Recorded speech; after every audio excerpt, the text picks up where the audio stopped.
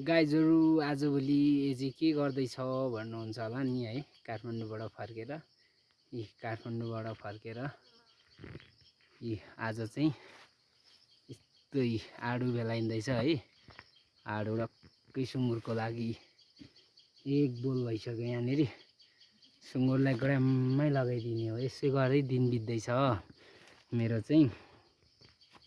आज मेरो रेस्ट दिन थियो नि त, धान रोप्ने दिन। आज फ्रीको टाइम हो, त्यही भएर म चाहिँ आडु सुँगुरलाई टिप्दै यसो गाई बस्तु बाख्रालाई घाँसपात गर्दै आज चाहिँ म चाहिँ घरमै बसिरहेको छु। यहाँ यत्रो राम्रो राम्रो आडुहरू छ गाई, हेरौँ न। यहाँ अब फालाफाल छ, कसले खाने है। सुँगुरलाई टिप्दै लायो, सुँगुरलाई दियो। यसरी बित्दैछ एजेको जिन्दगी, दिनचर्या यसरी बित्दैछ है। गाउँमा आएपछि घाँसपात गर्नै पर्यो है। अनि यस्तो गऱ्यो, एक बाल्टी भइसक्यो। अब यो चाहिँ लगेर ठ्याक्कै सुँगुरलाई हालिदिने हो। टन्नै झारेको छु मैले, टन्नै यहाँ आउँदै टन्नै छ, यत्रो यत्रो। काठमाडौँतिर गाडामा आडु आयो, केजीको यति केजीको आयो है भन्थ्यो नि। भित्र काठमाडौँमा किनेर खान्छ, आफ्नो घरमा यत्रो हुँदै। ल आलु चाहेरौँ यहाँ लटरम्म पाकिरहेछ आडु यहाँनिर। ल गाइजहरू हेरौँ त आडु। ल यो सुँगुरलाई लगाइदिने हो। अब खान्छौ तिमीहरू आडु? ल खा, ल खा त लु, ग्राम खा। ल खा, यिनीहरूले खाँदैन रहेछ। ल खा, पुचुलीले खा। यो पुचुलीले झन् नखाने रहेछ। बक भाइ, अब बक आए स्याला, तपाईँको ठुल्ठुलोहरूले खाएन। ल अब तँ खा, कति खान्छस्? फद्दु भयो खाने त। ल दन्का, ल यसले चाहिँ बजायो है। ल यो माउ हो नि त, यसले चाहिँ बजाउने रहेछ दरो। ल गाई चाहिँ आडु है सुँगुरको लागि। यस्तो कामहरू गर्नुपर्छ। अब हेरौँ न, किम्बुको पत्ता झार्दै म चाहिँ सिक्खलले छ्याम मान्दैछु घर अगाडि नै। तोरी मेरो आजको दिन चाहिँ बित्दैछ गाईजी। अब एउटा किडा मान्ने हो, झारिदिने हो। ठटा भाइ ठटा, अब ठटाइदे। ल मासाले यो भोलि अब गोरुको खोलेको लागि है गाईजी चाहिँ किम्बुको पत्ता चाहिँ। ल दे भाइ, ल सबै झारिदिने हो। यिनीहरू लडियो भने छैन, के गर्ने हो।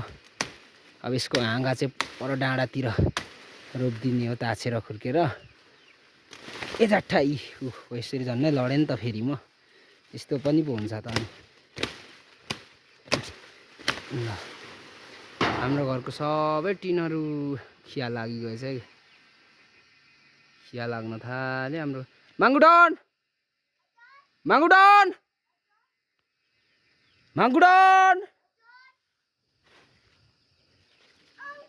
फोन चार्ज गर्नु है, फोन चार्ज गर्नु। अफ हुनु आँटिसक्यो होला।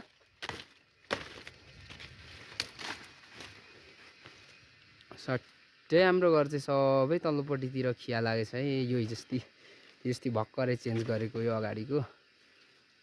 अनि यो बनाउँदाखेरि चेन्ज गरेको त्यो चाहिँ। अनि अरू त सबै खिया लागिगएछ। यसमा पो साह्रै खिया लागेछ त। घरभन्दा टपमा चढेको रहेछु म, किम्बुको टुप्पीमा। अनि यता माथितिर हेरौँ त ल साथी, यी मकै पाक्नु आँट्यो हाम्रोतिर। हाम्रो तुम्बाको घर यहाँ छ। सर कस्तो दामी आनन्द भइरहेछ, मन्द रात परेछ है। अब चाहिँ किराहरू पनि कराउनु थाल्यो। ल लखिम्बुको पात त टन्नै झारियो टन्नै भोला भोलिको लागि पुग्ने भयो। अब चाहिँ सबै अब यसलाई सट्टै खुर्किने हो, सट्टै सबै खुर्किदिने यसलाई। अब ल किम्बुको पात पनि खुर्कियो, अनि यति भयो। अलि धेर भएछ यहाँ आधी राखियो, अनि अब यति आधी भोलि गोरुलाई खोले पुग्छ। अब यो डाँठ चाहिँ सबै रोप्ने, कहाँ कहाँ खाली जग्गा छ त्यहाँतिर सट्टै रोपिदिने हो, मजाले बाँच्छ पानी परेको बेला।